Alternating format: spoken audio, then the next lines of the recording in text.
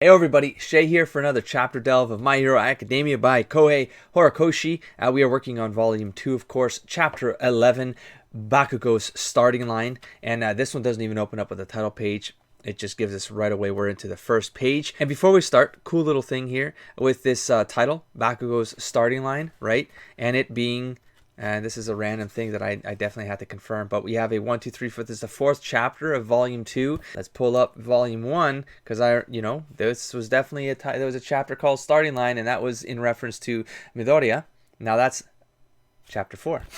So I thought there's some really nice harmony there. I don't know if it was intentional or not, but I do like things like that, whether they're accidental or not, that this is the 4th chapter of volume 2, and now we're basically going back to the starting line for a different character. Ooh, this is an interesting thing I want to talk to. I accidentally flipped to this page, but a cool thing with this spread here in this flashback where he's walking on the log here and then he falls right, and he falls into the water. So in storytelling, when someone falls, that's usually a symbolic reference to something pivotal happening in their lives, kind of like falling out of grace or losing self-confidence. It's something about losing a piece of something, and then possibly on rising back up, the story becomes, what is that journey of rising back up? But we do know that him trying to rise back up, he's actually being helped, and psychologically, Bakugo takes that to mean that he's weaker then, and he doesn't want to be weaker then.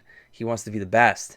We have the water symbolism as well, which is a very strong narrative symbol in storytelling and folklore, stuff like that. There's generally a chaotic nature to water, but also one of symbolically like a rebirth or something like that. Like coming out of water or being in water, it's going to change you, that kind of idea. So I thought that was very cool to have that scene happen that way.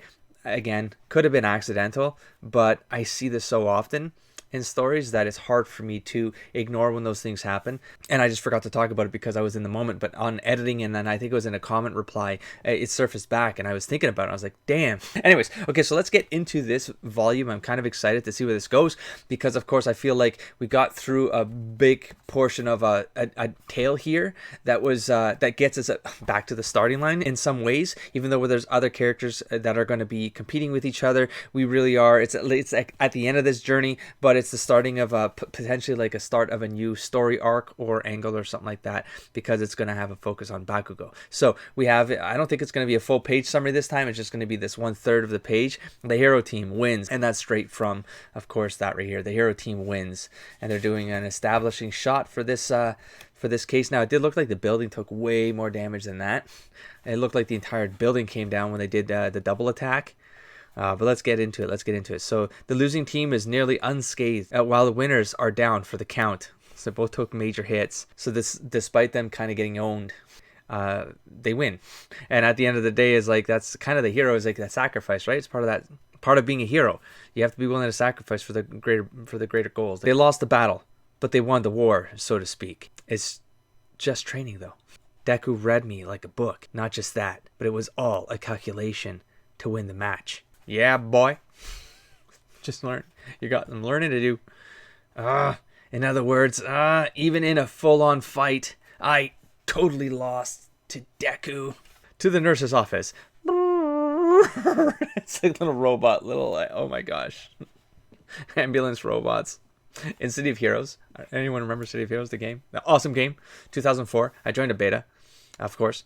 That was my entry into massive multiplayer online games, and what caused me to stop gaming for 5 years. But City of Heroes, one of the first characters I created was called Ambulance Kid. He's a super speedster with a red stripe and then a cross, and he was an ambulance kid. He was a healer. What? That would have been perfect for a series like this, okay?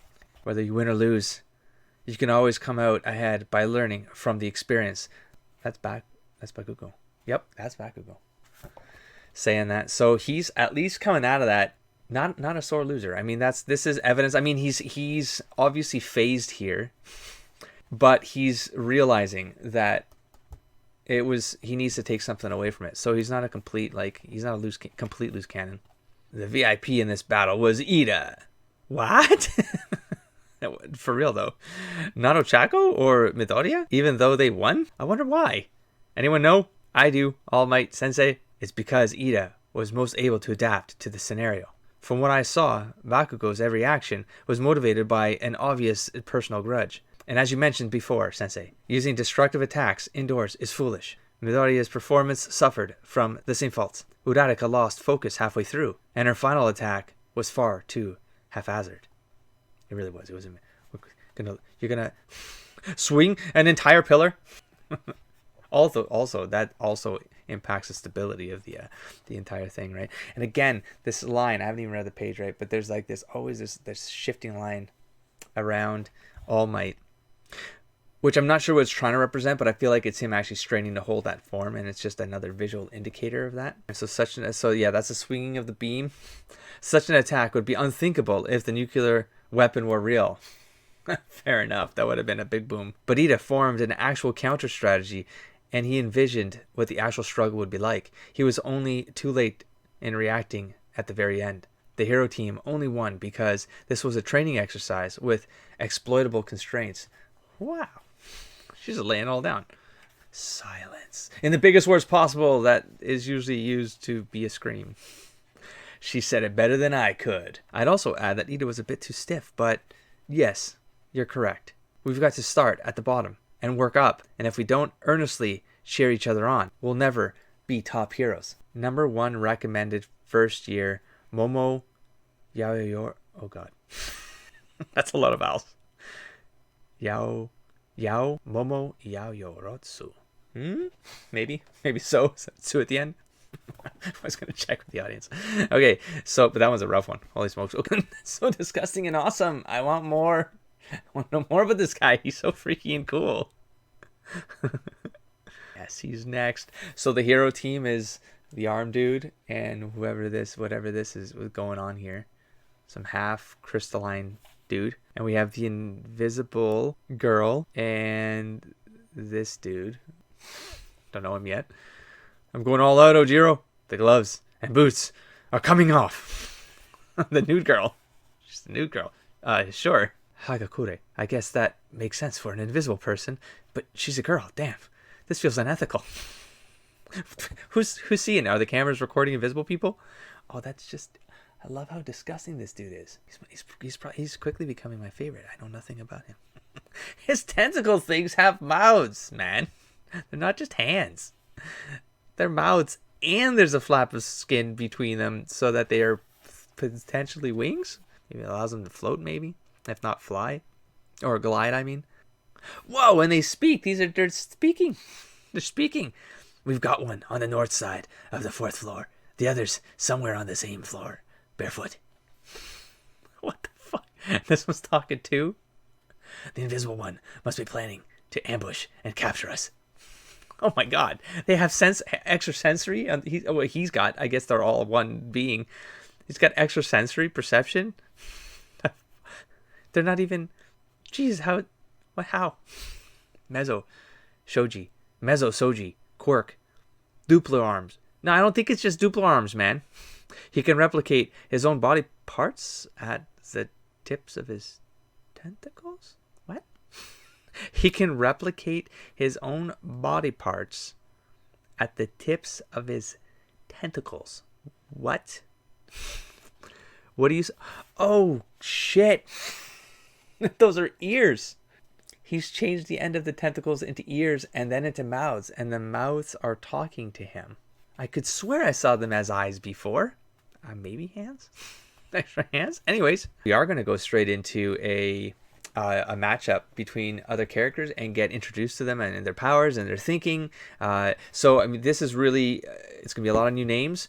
So I might be struggling a little bit, but that's okay. So if we were to say this is 20 pages, Act 1 gets cleared, we're going to go into Act 2. It's just going to kick off another battle here. Now I'm curious to see if what I talked about is going to pan out. The idea that things will happen, but we're going to flip between things happening with the other characters and go back to Bakugo and Midoriya and possibly Uraraka and Ida. What the hell is going on in this room?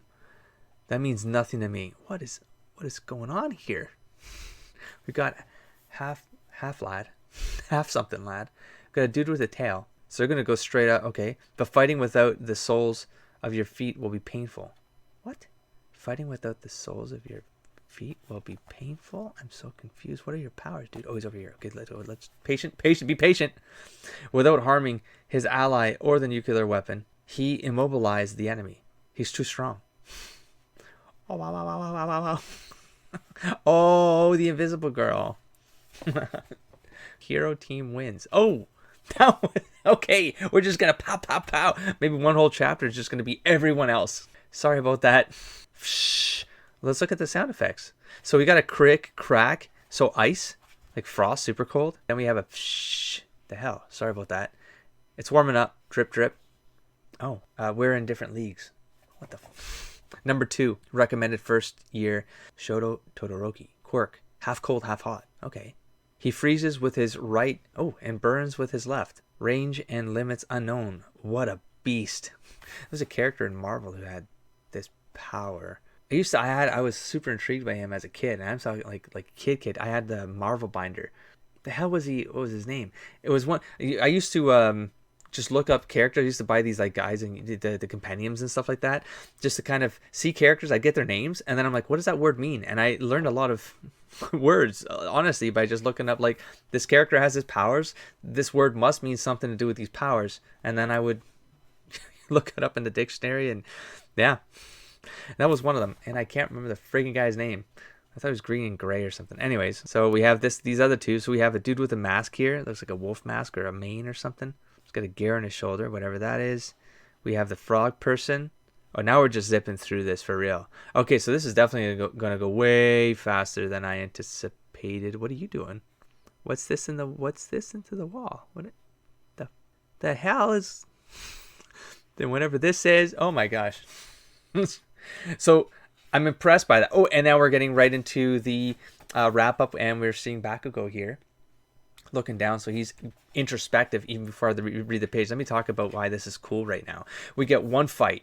We get an introduction to 4 new characters. Just as these two, and then we're going to have a 2-page scene. We only get 2 characters where they gave us the breakdown of what their actual power sets are and their names, of course. The reason why I love this is because you can't drop 60 new names onto someone so quick. It's got to be done over time because people have to absorb that stuff and retain it long enough so that they're not going to get lost while you're trying to tell your story, because people subconsciously will start, I know I do, but it is a thing, it's a proven thing. People will start getting information overload, and it'll be difficult to track a story. Well done, everyone. No serious injuries apart from Midoriya's. You all did splendidly considering this was your first training exercise. That's it, it's the wrap. So we're going to go straight back to story. I like it because there's that much book left. So I was completely wrong. Not might be. I said that these 2 pages, 3 to 4 pages would have been the entire this thing. Maybe it still might be, but okay, so let's keep going. Even when he exits the, okay, now I'm going to check on Midoriya. I'm going to give him his, to grade him, right? And then he's like, oh, he's gone in a hurry. And then he still turns around with a smile. Glance. He's got to do this. He's got to do his smile. But of course he's holding it together, right? So Bakugo, kid, that bundle of conceit. The most inflated egos are often the most fragile. I was alluding to that a couple chapters ago. That's why I love these kinds of characters. They have the most potential to develop and grow and be very robust additions to a story. As his teacher, I'll have to give him some counseling. But for now, I only barely have enough time to get through a single class. Damn. Jeez, okay. So interesting page here. Midoriya has basically been at school for 2 days, and for the 2 days he's been inside the ER. Recovery girl has healed him, put him on some IV, but basically they're waiting for him to get better. But then she says, come on, I know you gave him your power, but whether he's your favorite or not, you have to stop indulging him. So she's aware of things. No, you're absolutely right. Oh, did he transform back into... Oh, he totally did. Oh, that's not even... Oh, that's already his weak form. So she knows about this secret. No, you're absolutely right. I was sympathizing with him too much. So I hesitated. But can you keep it down? At least when discussing One for All? Interesting. Oh, right, sure thing. Mr. Natural Born Hero. Mr. Symbol of Peace. This true form of mine and my injury are common knowledge to the staff here. Oh, at the UA. However, only you, the principal, an old friend of mine, and Midoriya here know about my quirk. It's a secret to all others. So everyone knows about the injured version of him, as a separate person, as a alter ego, secret identity, that he's not All Might. He's just another prof or something. I didn't catch that. That might be what I don't know. I don't know what I understood there. It's confusing me. I'll be honest. I'm just transparent about this stuff. Okay, move on. I'm sure it'll line up. line up. I don't suppose that's just you resting on your laurels then. It's that important, huh? That you be a natural born hero and the symbol of peace. Yeah, I guess so. Without me, the superhuman society would fall to evil. Yeah, that seems to be the case. They recognize them as two individuals. This is the responsibility that those who wield this power must bear. Then it's all the more important that you learn how to guide him properly. We were all super pumped after that crazy first round. Oh God, they're going to drop all the names. Okay, yeah, my brain just overloaded, and I just looked at him. Okay, I'm Aijiro Kirishima. We were all just discussing the battle training. Whoever that guy is. I'm Mina Ashido. You dodge real well. Whoever that is.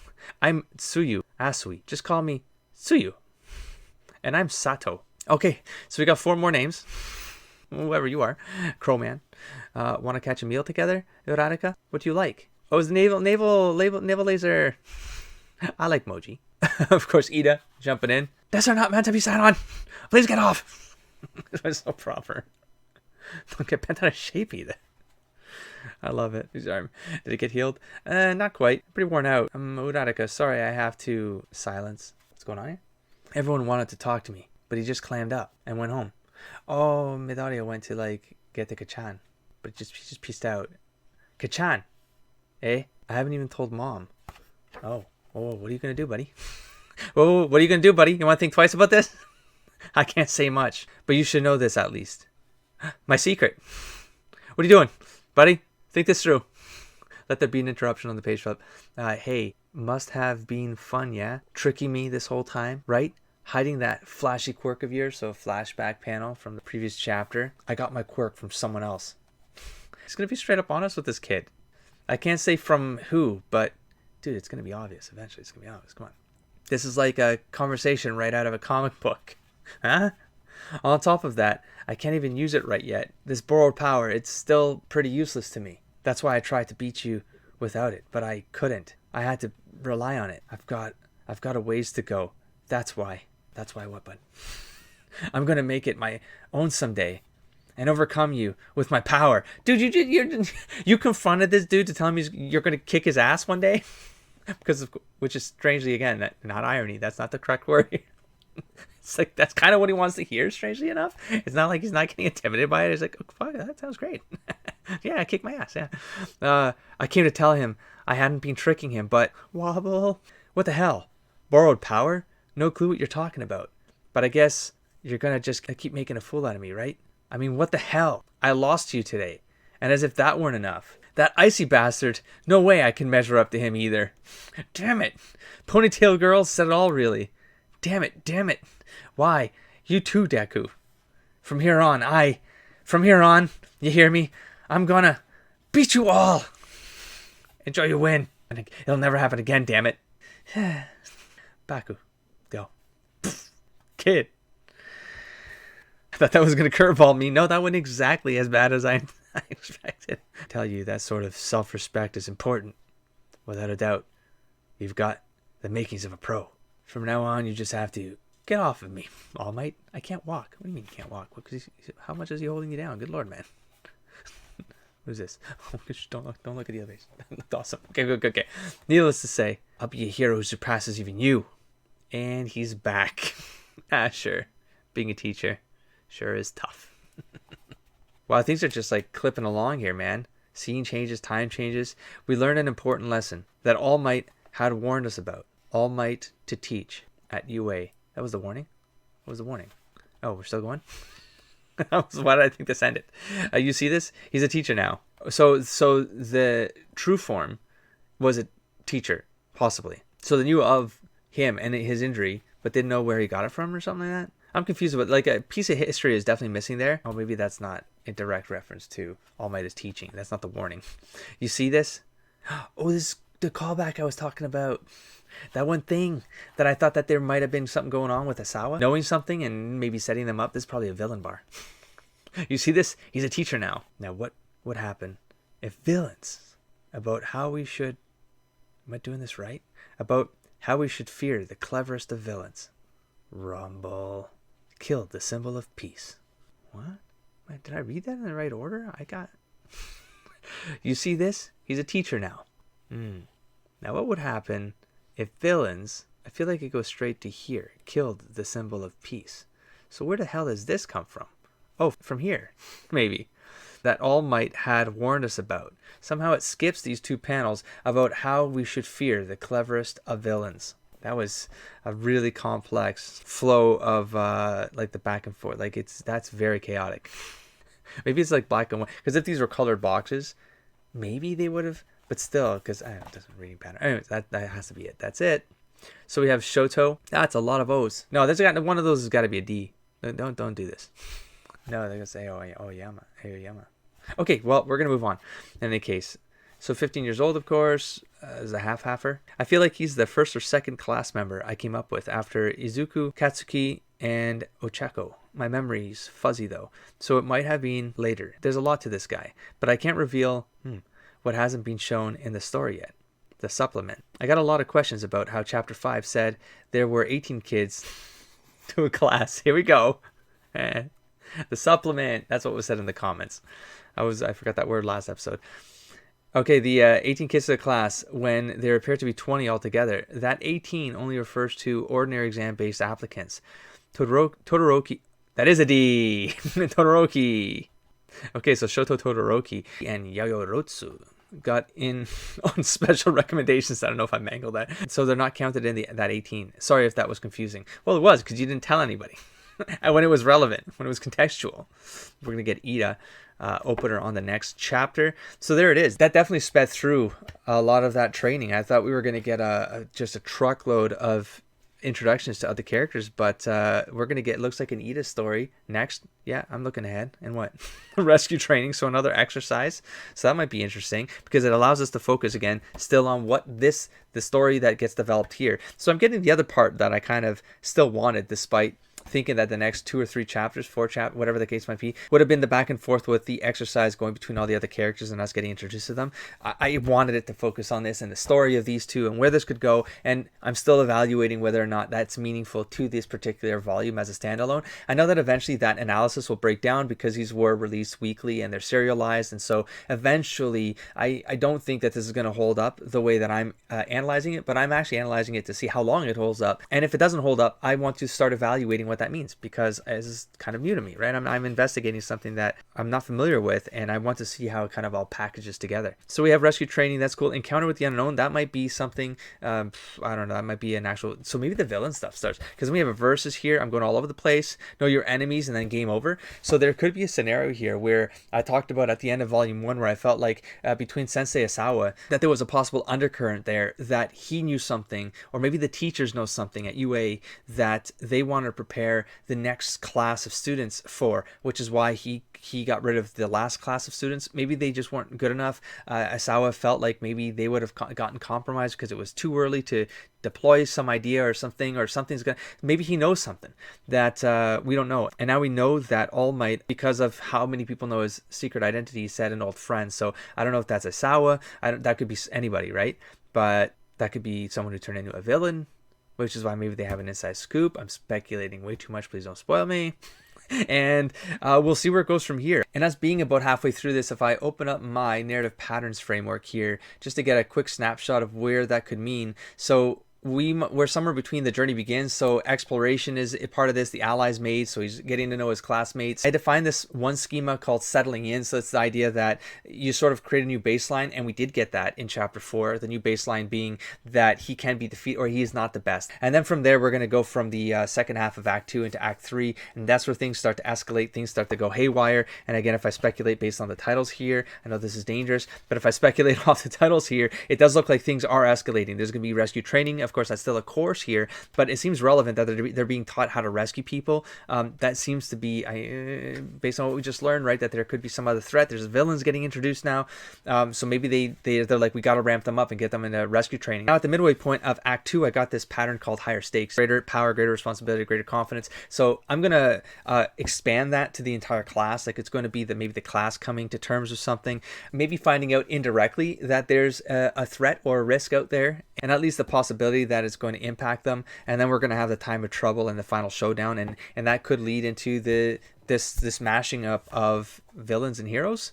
Maybe already by the end of volume 2. I don't see why not. I mean, this is all based on like the whole comic book tropes and stuff like that, and they're 11 chapters in. So why wouldn't they start to actually introduce some of the quote unquote real threats of the world and have these characters? It's kind of like the School for Gifted Youngsters from the X-Men, right? The New Mutants and stuff like that, where you're preparing the next generation for the threats that are going to come next. And yeah, maybe that's where they're going to go. In any case, that's it for another chapter. Of course, I'm still excited about pushing through this volume 2 and having things escalate, because I think that's going to introduce a lot of interesting dynamics that are going to be, these are cool already, just the inter-character stuff, but man, the potential to just keep introducing new characters, you know what I mean? Like, you look at something like this last page already, and it's like, okay, now we're going to get another roster of villain characters to keep in mind with this story. Anyways, exciting stuff. Anyways, I'm going to wrap this one up. I'll catch you in the next stack of episodes. Don't forget to explore, engage, and inspire, everybody.